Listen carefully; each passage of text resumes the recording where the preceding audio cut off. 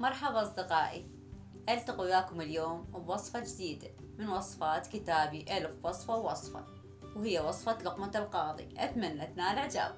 اضغطوا على لايك وشير إذا عجبكم الفيديو، وسبسكرايب حتى توصلكم وصفاتي جديدة أول بأول. بالنسبة للوصفة فهذا شكلها بالكتاب، وهذا الفيديو يوضح طريقة عملها بالتفصيل. هسه نجي على المقادير وطريقة العمل.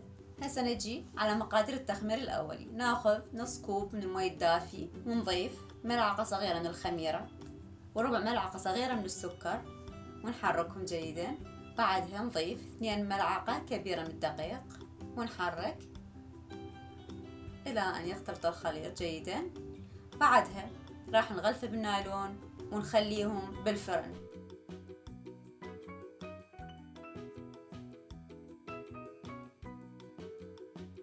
طبعا الفرن ما يكون مشغل، بس الضوء يكون شغال، لأنه نحن نحتاج حرارة الضوء حتى يتضاعف الخليط. وبعد 30 دقيقة هاي النتيجة مثل ما تشوفون، تضاعف الخليط. بعدها نضيف ملعقة صغيرة من الزيت على الخليط،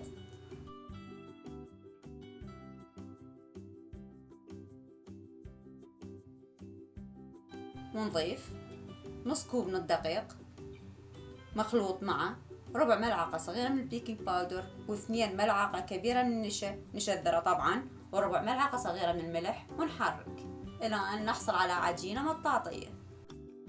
أصدقائي، أنواع الدقيق مختلفة، ولهذا إذا شفتوا العجينة مو متماسكة ومو مطاطية مثل اللي تشوفوها، فمن الممكن إضافة القليل من الدقيق، يعني ملعقة أو 2، وبعدها نغلفه بالنايلون ونتركه لمدة 30 دقيقة. وهاي النتيجة بعد مرور 30 دقيقة. العجينة مليانة فقاعات ومختمرة كل الزين، ولازم نحرك الخليط ونطلع الفقاعات كلها. هاي شغلة مهمة انه نطلع الفقاعات.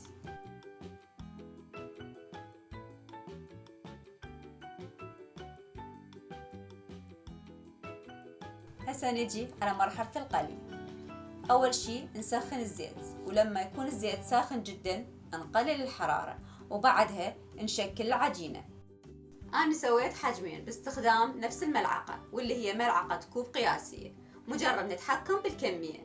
تابعوا الفيديو للنهاية حتى تشوفون الحجم المتوسط، لأن هسه راح أبدي بالحجم الصغير. نغلف ايدينا بشوية زيت، وبنفس الوقت نغلف الملعقة بالزيت.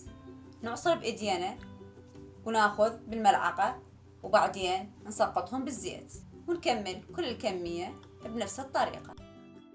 كمية العجينة تعمل 24 قطعة من الحجم الصغير و12 قطعة من الحجم المتوسط.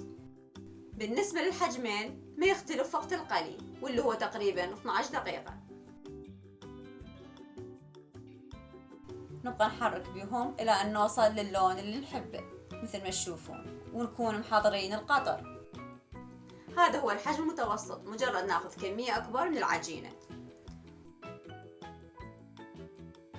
والغرض انه الزيت يكون ساخن والحرارة واطية على مود تكون مقرمشة من برا ومن الداخل مستوية.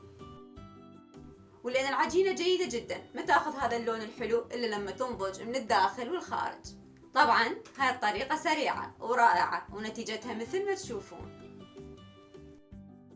اللي نسى يسوي لايك وشير وسبسكرايب ممكن يسويهم هسه، هذا طبعا إذا عجبكم الفيديو، لأن تشجيعكم ونشركم للقناة يساهم باستمراريتي بتقديم هاي الوصفات. القطر عبارة عن 2 كوب من السكر، نضيف عليهم 1.5 كوب من المي، وبعد ما يغلون نقلل الحرارة ونتركه لمدة 10 دقائق.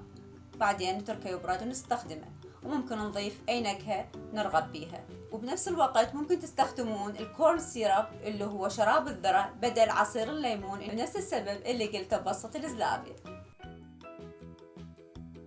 وبعد ما غلفناهم بالقطر نطلعهم ونقدمهم مع الفستق المطحون.